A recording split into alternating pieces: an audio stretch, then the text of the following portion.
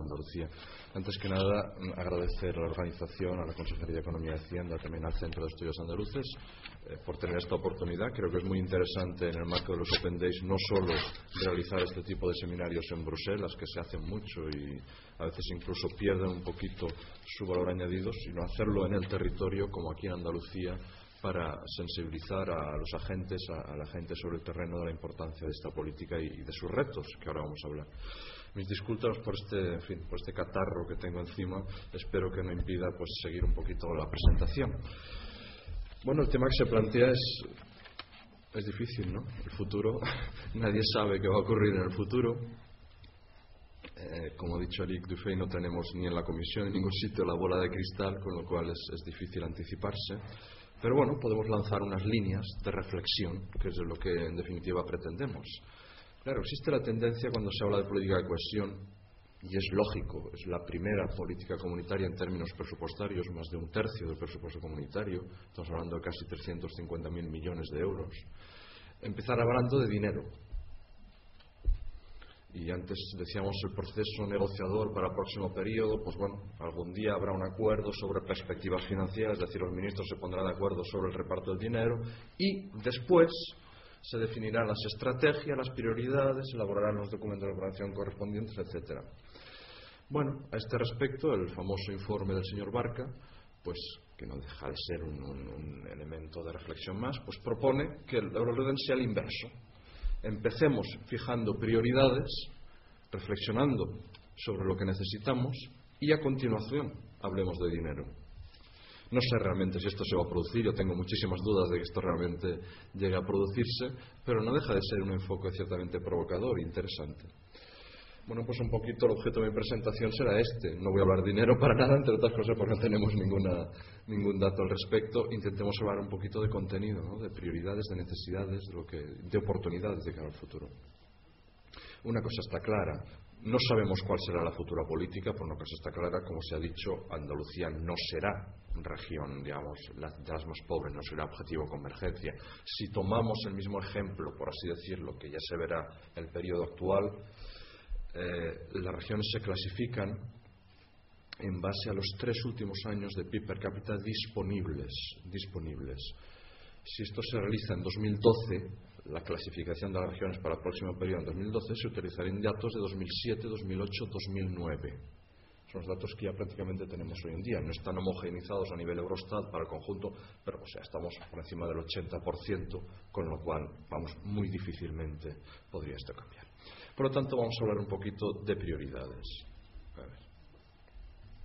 He preparado una presentación, luego en el debate podemos hablar de lo que sea. La primera parte intentaré pasarla muy por encima, entre otras cosas porque la situación actual de Andalucía la conocéis muchísimo mejor vosotros que nosotros en la Comisión.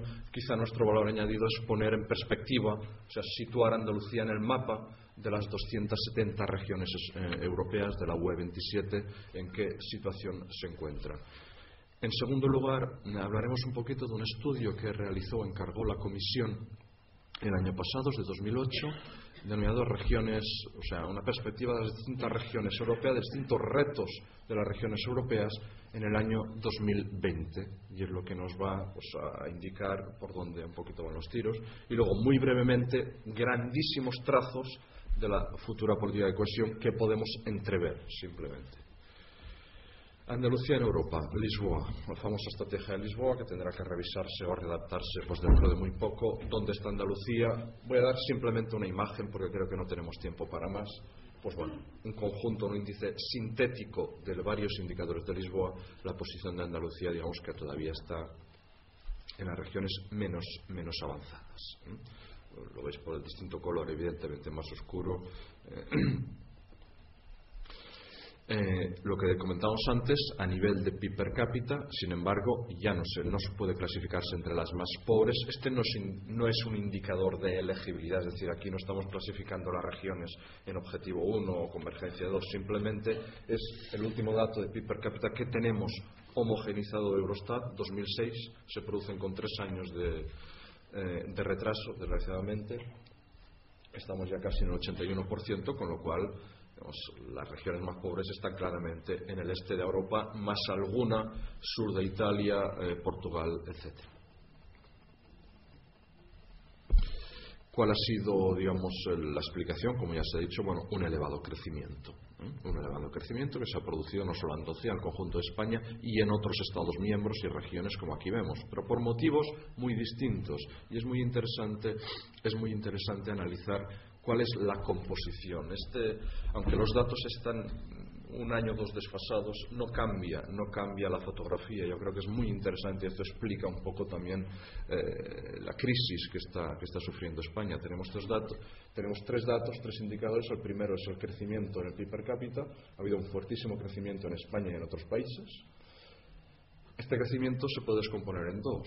Por un lado, crecimiento de empleo y por otro lado, crecimiento de productividad. Son alternativos, o uno u otro. Entre los dos forman el crecimiento total. Bien, ¿qué vemos en el caso de España y de Andalucía en concreto? Ha habido un fuertísimo crecimiento de empleo, que prácticamente no se ha dado en ningún otro país o región, únicamente en Irlanda. Y por otro lado, crecimiento de productividad prácticamente nulo. Pueden diferir pequeñísimamente los datos, pero un estancamiento de la productividad, que se da en algunas regiones más, en Italia, en Francia, pero en otros no. Es decir, ha sido un modelo de crecimiento basado única y exclusivamente en la creación de empleo. Además, en la creación de un tipo de empleo pues que todos conocemos, ¿no? Quizá de poca calificación, de poco valor añadido y con escasa productividad. El caso de España, Andalucía, es un caso es muy puro. Si observamos, por ejemplo, el caso de Grecia, por así decirlo, ha tenido un elevado crecimiento, pero una combinación de los dos. Si observamos el caso de Irlanda, exactamente lo mismo. Ha habido una combinación de creación de empleo con una mejora de la productividad. El caso de los países del este es totalmente distinto. Ahí ha habido un elevado crecimiento, pero basado única y exclusivamente al contrario en una elevada productividad, porque se han reconvertido las distintas industrias, han expulsado mano de obra, por lo tanto se ha destruido empleo. Es el caso contrario de España. Bien, frente a esto, ¿qué hacemos o qué se está haciendo conjuntamente? La política de cohesión como impulsor, como palanca, pero básicamente son los actores regionales y nacionales y locales. Bueno, intentamos reorientar las prioridades. Ya en el periodo de programación 2007-2013, como ha comentado Antonio, pues hay un énfasis muy superior en aquellos elementos que ayuden a impulsar un nuevo modelo de crecimiento o de desarrollo. Más innovación de desarrollo, más investigación, más espíritu empresarial, más formación, tecnologías de comunicación e información, etc. Por así decirlo, reenfoque se ha producido en Andalucía, pero en el conjunto de las regiones europeas. En el conjunto. Y creo que ha sido el principal éxito de este nuevo periodo de programación. Ya lo podemos anticipar. Ha sido un instrumento, antes se hablaba de simplificación. Y yo estoy totalmente de acuerdo. Yo creo que tiene que existir pocas reglas claras y efectivas. Y el tema del earmarking, nosotros lo denominamos, o preasignación de recursos. Hemos preasignado un porcentaje importante de los recursos de la política de cohesión para este tipo de prioridades que ayuden a cambiar de modelo de desarrollo. Pues es una regla simple, fácil y creo que ha funcionado, porque todos los Estados miembros, incluso aquellos que no estaban obligados, como digamos los nuevos Estados miembros que se adhirieron a partir de 2004, lo han aplicado de forma gradual, pero lo han aplicado. Bien, brevemente repito, posición de Andalucía en distintos indicadores de este nuevo modelo de crecimiento, pues es aún débil. Se está progresando a una velocidad importante, pero todavía es débil. Lo vemos en gasto en I+D, en gasto privado que se está avanzando, pero aún es débil. Se ve también en indicadores de output, es decir, patentes, la producción, la traslación de esto al mercado es aún más débil. Otro indicador que tenemos, por ejemplo, empleo en servicios intensivos en conocimiento. Bueno, pues aquí vemos un poquito la posición de España y de Andalucía. Un indicador parecido, no es exactamente el mismo, recursos humanos que trabajan en actividades de ciencia y tecnología, pues un poco estamos en la misma situación. Bueno, este es un índice agregado que construimos en su momento, ha quedado un poquito desfasado, pero nos permitió en su momento clasificar distintas regiones europeas en temas de innovación, las más avanzadas, las menos avanzadas, etcétera. Pues ya vemos que las más avanzadas están en el centro norte de Europa.